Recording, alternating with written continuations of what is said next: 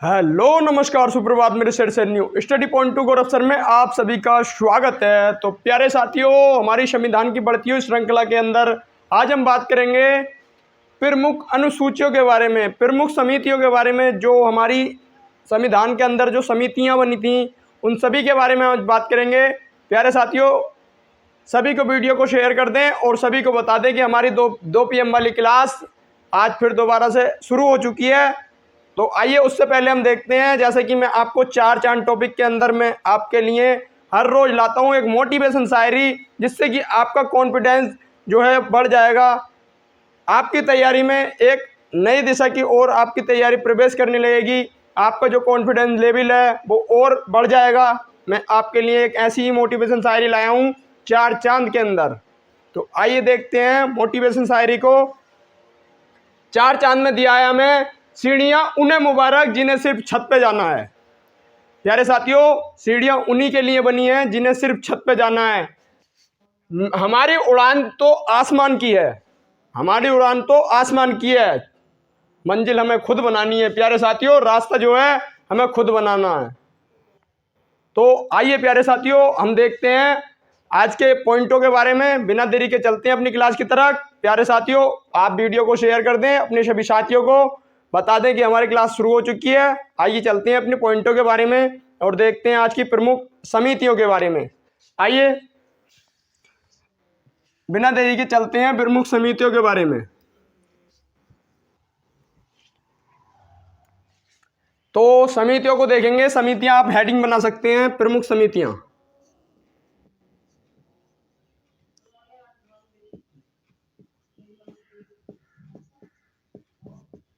प्रमुख समितियां किस किस की कौन सी समिति थी और वो कैसे कैसे बनी, उसके बारे में हम बताते हैं। तो आइए प्यारे साथियों, हमारे पास जो आती है वो मैं जैसे कि मैं आपको पिछली क्लासों में बता चुका हूँ, इसमें भी आप समितियों में लिखते चलें। जो प्रारूप समिति थी वो किसकी थी? प्रारूप समिति। सिर्फ आप लिखते चलें प्रारूप समिति। प्रारूप समिति थी BR अम्बेडकर, भीमराव अंबेडकर की थी, भीमराव अंबेडकर की थी प्रारूप समिति। इसके बाद हमारे पास आती है अगली, जिसे हम कहते हैं संघ शक्ति समिति। तो आती है संघ शक्ति समिति, जो थी पंडित जवाहरलाल नेहरू की। संघ, प्यारे साथियों, अगली आती है संघ शक्ति समिति।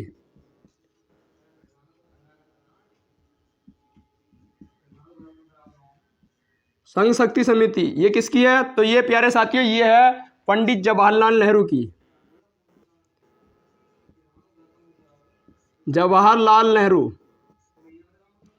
प्यारे साथियों, अगले को हम देखते हैं। अगले हमारे पास अगली समिति आती है जिसे कहते हैं संघ संविधान समिति या संघ शक्ति समिति। संघ शक्ति समिति तो हो गई, देखते हैं अगली समिति है संघ संविधान समिति। संघ संविधान समिति, या आप इसे नोट कर सकते हैं ऐसे, इसे आप संघ संविधान समिति भी इसे ही कहते हैं, और राज्य समिति, राज्य संविधान समिति भी इसे ही कहा जाता है। तो प्यारे साथियों देख लीजिए आप, संघ संविधान समिति, संघ संविधान समिति भी किसकी थी? पंडित जवाहरलाल नेहरू की, पंडित जवाहरलाल नेहरू की।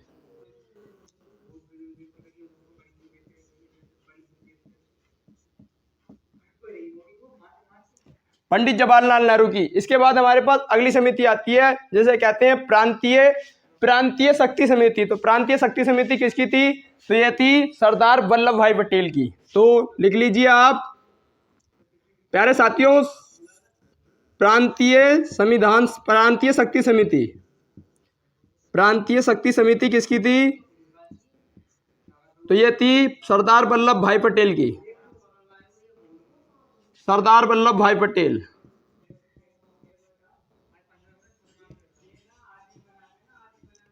वल्लभ भाई पटेल की।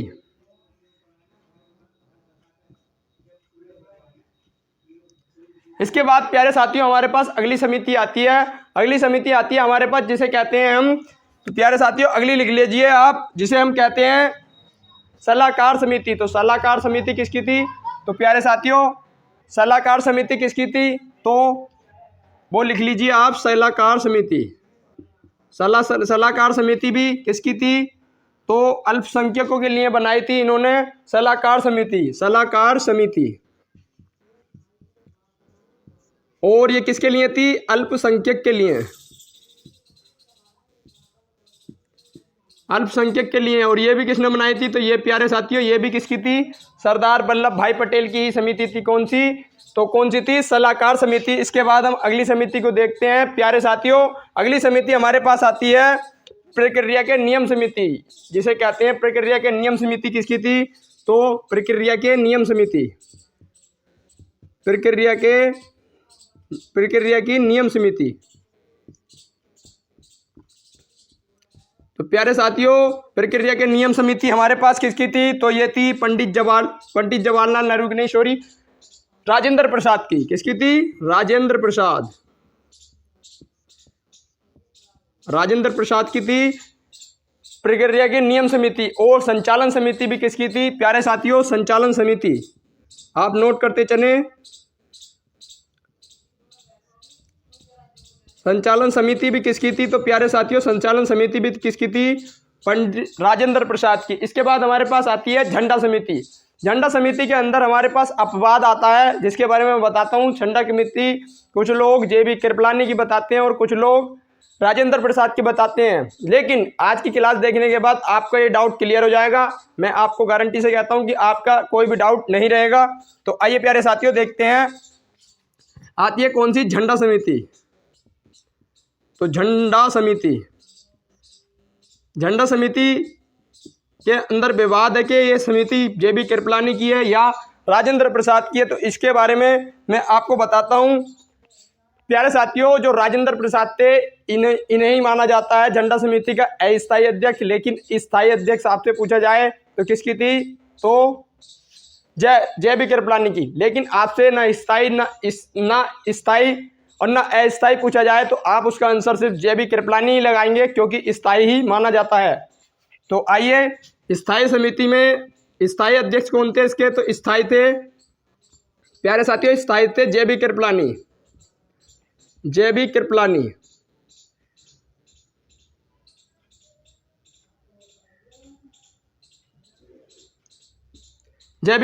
जबकि अस्थायी अध्यक्ष इसके कौन थे? तो अस्थायी अध्यक्ष प्यारे साथियों अस्थायी अध्यक्ष थे इसके डॉक्टर राजेंद्र प्रसाद, जो भारत के पहले राष्ट्रपति भी बने।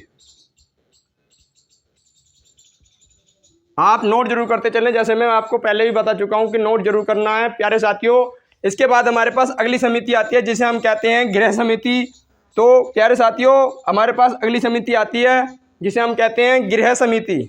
तो गृह समिति किसकी थी? आइए प्यारे साथियों इसे भी लिख लेते हैं।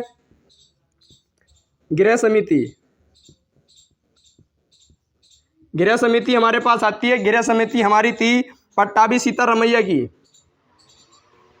पट्टाभी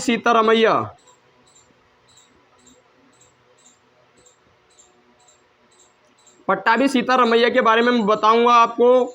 यही माने जाते हैं जो तमिल आंदोलन हुआ था, जिस कारण बना कौन? आंध्र प्रदेश। इन्हें ही पट्टाभी सीतारमैया को माना जाता है, उस आंदोलन का कार्यकर्ता। प्यारे साथियों आगे मैं आपको बात करूंगा अनुच्छेद, जब मैं पढ़ाऊंगा आपको भाग 1, तो भाग 1 में बात करूंगा मैं राज्यों की सभी।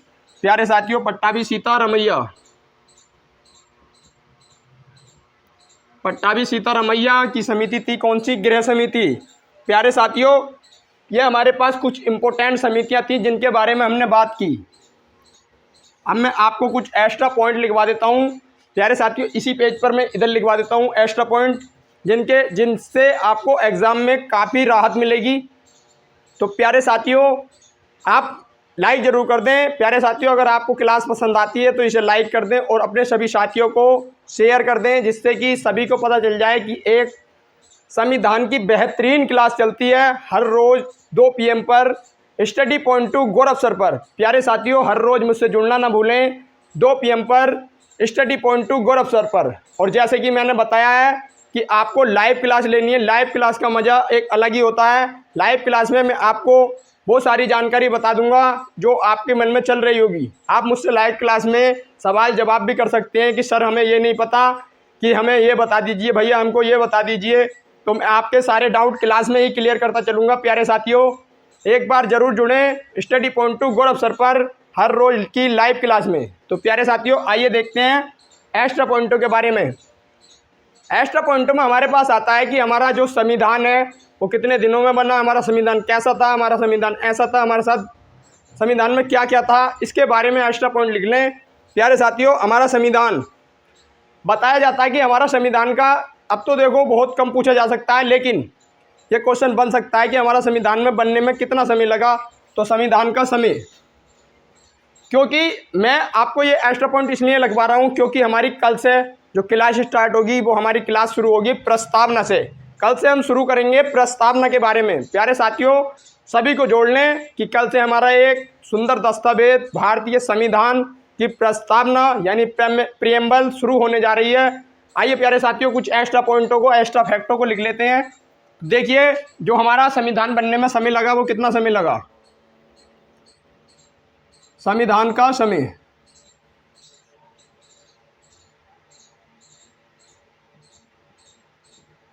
प्यारे साथियों, ये संविधान का जो समय था ये लगा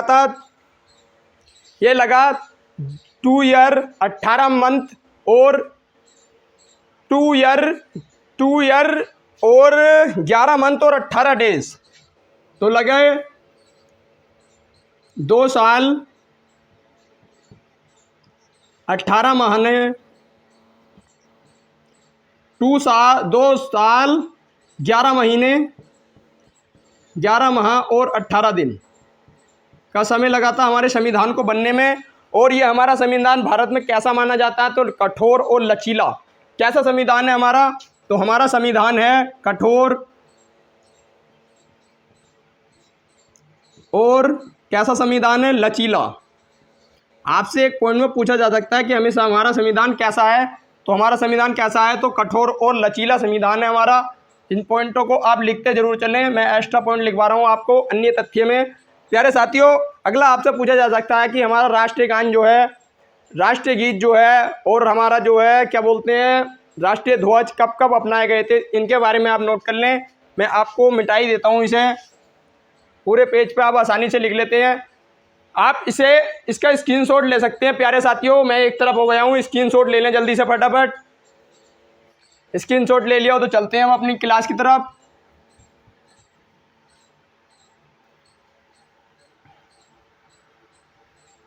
प्यारे साथियों, आइए देखते हैं अपने पॉइंटों को। तो आइए पहले देखते हैं हम अपना राष्ट्रीय ध्वज। तो राष्ट्रीय ध्वज के बारे में कुछ अन्य पॉइंट लिखें। आप इसमें लिख सकते हैं अन्य तथ्य, ऐसे लिखें महत्वपूर्ण तथ्य।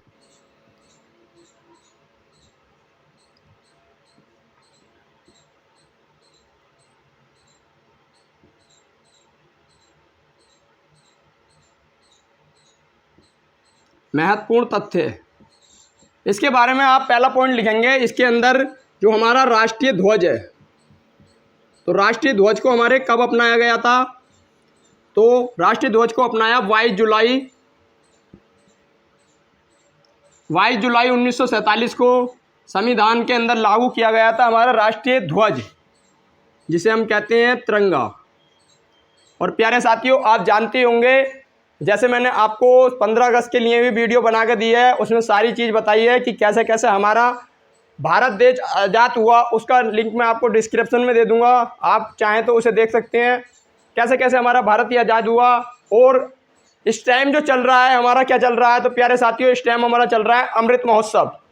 75वां हमारा 75वां हमारा इंडिपेंडेंस डे यानी स्वतंत्रता दिवस आ चुका है, जो हमारा निकल गया है कब, 15 अगस्त को निकल ही गया है। लेकिन ये हमें मनाया, ये हम जो हमारे भारत के प्रधानमंत्री हैं श्रीमान नरेंद्र मोदी जी, इन्होंने 2 तारीख से यानी 2 अगस्त से 17 अगस्त तक हर घर झंडा अभियान की शुरुआत की। इसी में भारतीय लोगों ने काफ़ी साथ दिया और मिलजुल कर सारे लोगों ने इसका साथ दिया।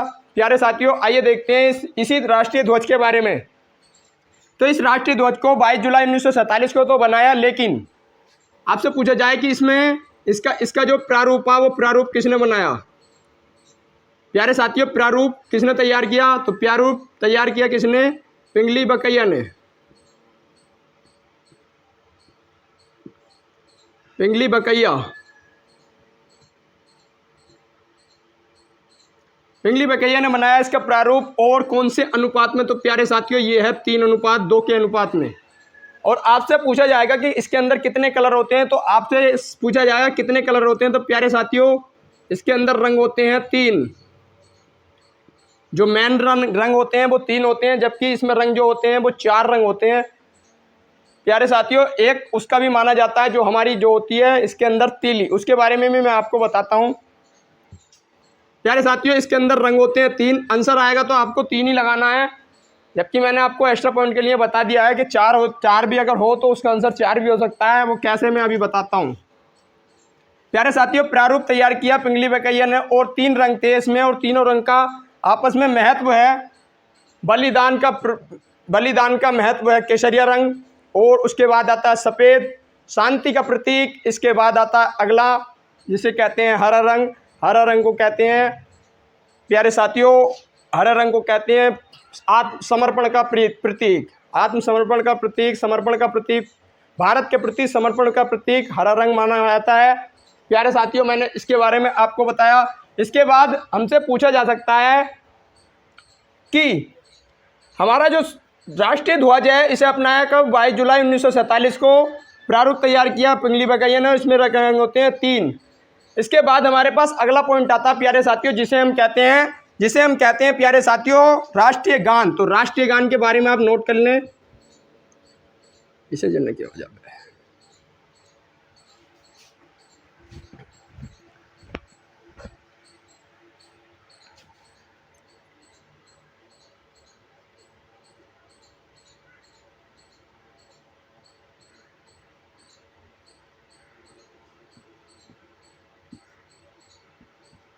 राष्ट्रीय गान। तो प्यारे साथियों आपसे पूछा जा सकता है कि राष्ट्रीय गान को कब अपनाया, तो ये अपनाया 24 जुलाई, तो अपनाया 24 जनवरी 1950 को।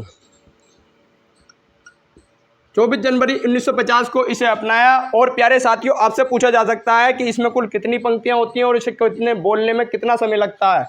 प्यारे साथियों हमारे राष्ट्रीय गान में जो होती हैं वो 13 पंक्ति होती हैं, और इसे जो बोलने में जो समय लगता है प्यारे साथियों वो 52 सेकंड का समय लगता है।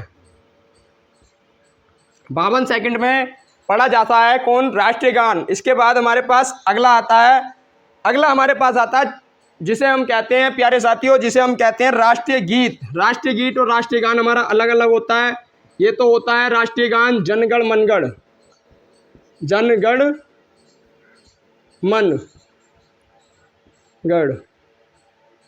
और जो राष्ट्रीय गीत को भी आप लिख लें।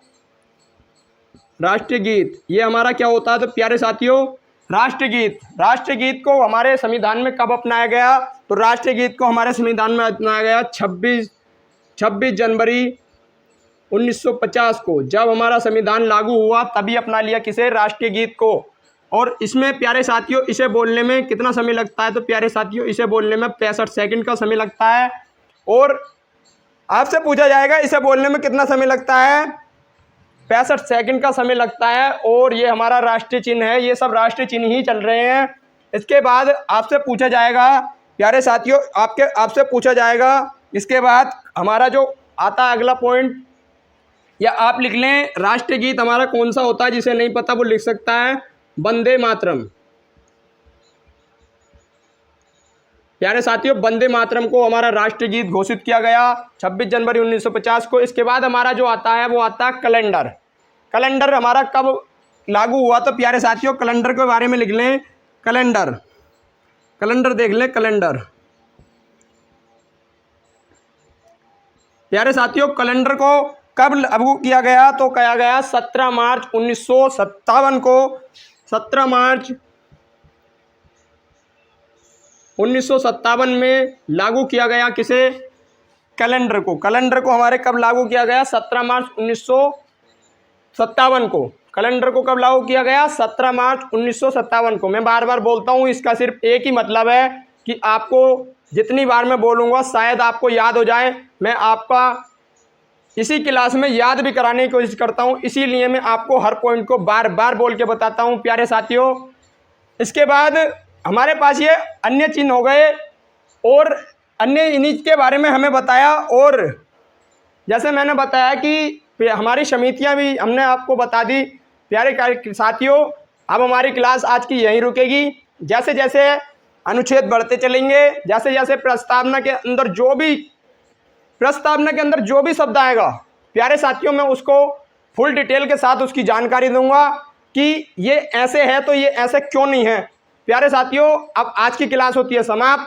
अगर आपको ये वीडियो पसंद आया तो इसे लाइक करें, कमेंट करें तथा अपने सभी साथियों के साथ शेयर कर दें कि सभी को पता चल जाए कि स्टडी पॉइंट टू गौरव सर पर एक हमारे लिए बेहतरीन क्लास चलती है, जो हमारे एग्ज़ाम के लिए अति महत्वपूर्ण क्लास है।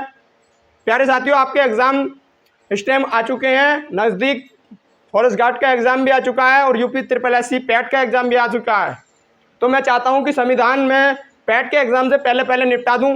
प्यारे साथियों, आपका अगर ऐसे ही साथ रहा तो प्यारे साथियों ऐसे ही मैं अच्छा कंटेंट आपको प्रोवाइड कराऊंगा।